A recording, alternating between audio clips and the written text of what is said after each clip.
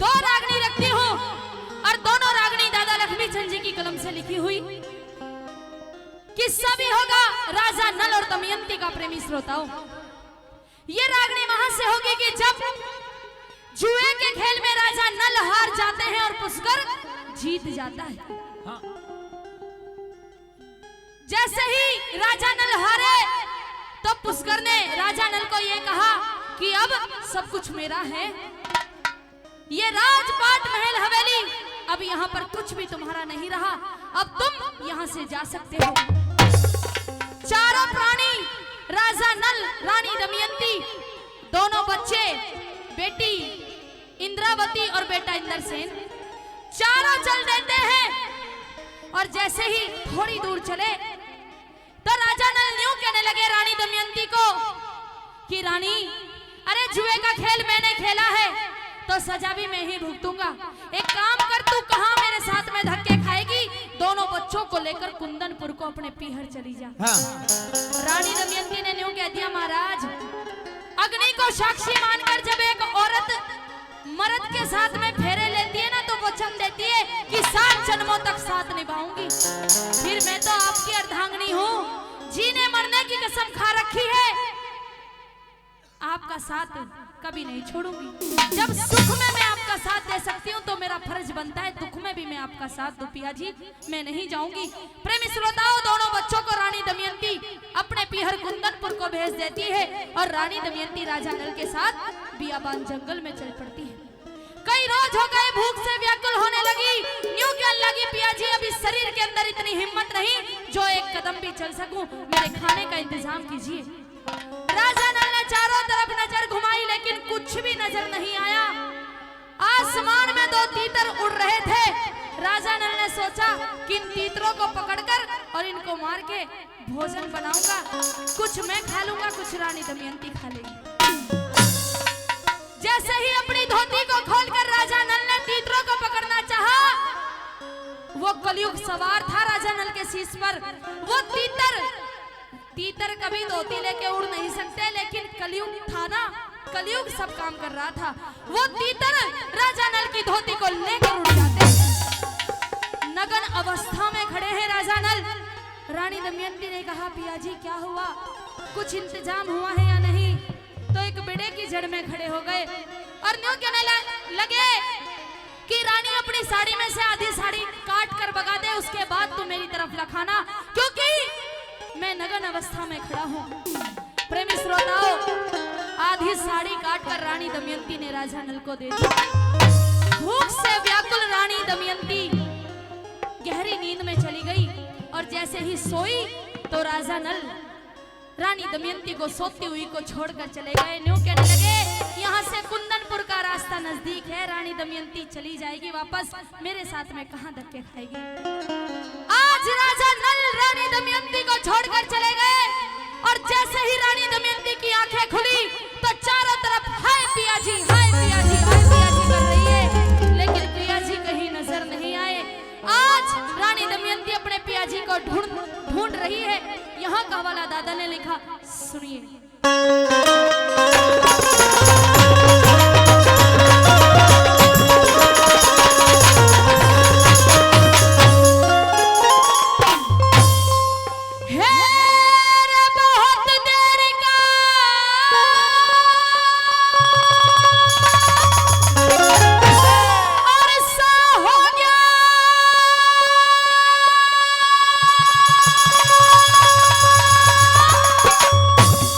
फिर सोती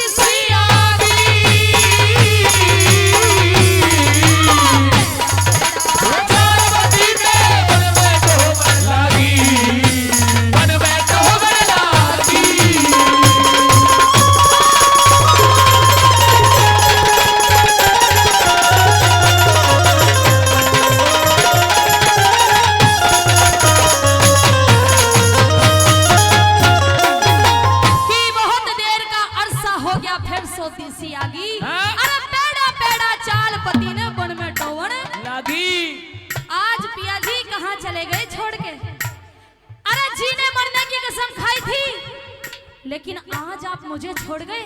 याद करिए उस दिन को जब आप मुझे स्वयंवर में बिहाने के लिए गए थे, तो इंदर तलब को भी मैंने ठुकरा दिया था। किसके लिए? आपके लिए। क्या बात। और आज आप मुझे छोड़कर चले गए, ये आपका कोई मर्दपना नहीं रहा पिया जी। क्या कहने लगी?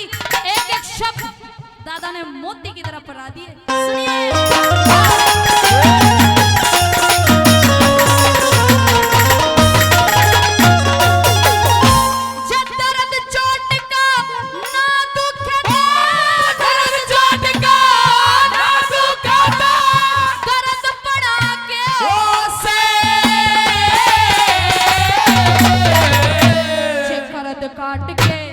करद काट के नागेर दे करद पना के होसे करद पना के होसे हर सर्दी में जे सर्दी न हो सरद पना के होसे जे मर्द वीर ने छोड़ भाग जा मर्द पना के होसे।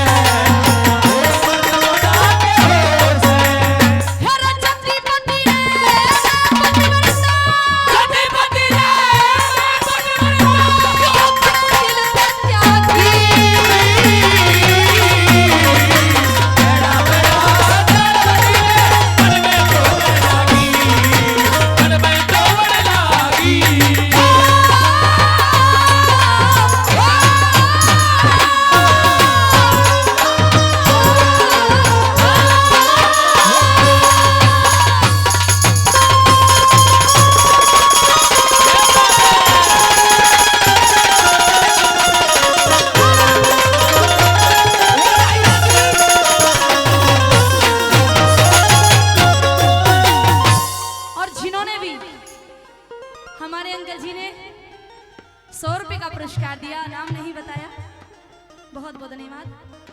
हमारे आदरणीय मंजीत दलाल जी 200 रुपए का पुरस्कार देते हैं, बहुत बहुत धन्यवाद। आदरणीय मदन सरपंच जी वो भी 200 रुपए का पुरस्कार देते हैं, बहुत बहुत धन्यवाद।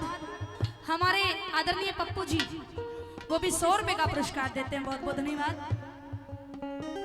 जिन्होंने भी मान सम्मान किया, आशीर्वाद दिया, उन सबका बहुत बहुत धन्यवाद।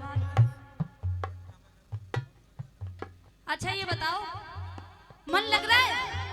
रागनी अच्छी लग रही है? ताली बजा दो फिर ताली बजा दे करो। हाँ जी, नाम पूछ लो जी। आवाज उठवाऊं? अरे रिश्तेदार मेरे में तो खुद में ही आवाज इतनी है। हाँ, साजगी ज्यादा है, कम करवाऊं? अच्छा, आदरणीय दयाचंद फौजी जी, भाई फौजी जी के लिए तालियां बजाओ। 100 रुपए का पुरस्कार देते हैं, बहुत बहुत धन्यवाद। न्यू क्या लगे पिया जी, अच्छा नहीं किया। मैं औरत की जात आपने एक बार भी नहीं सोची कि अड़े जंगल में, बियाबान जंगल में कैसे अकेली रहूंगी? क्या कहने लगी? क्या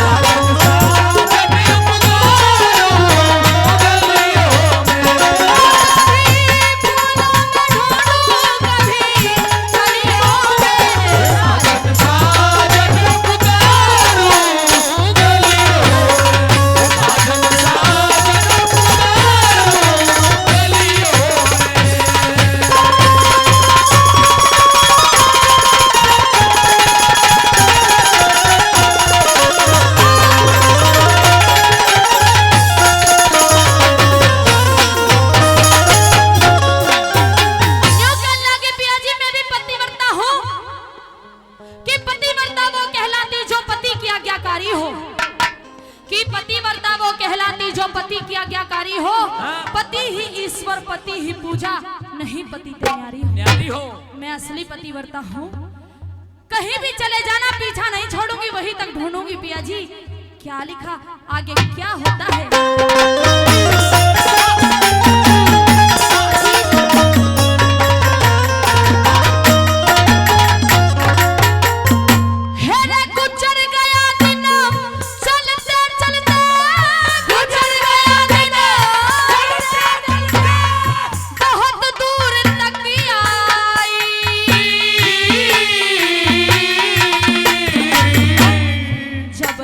दिखी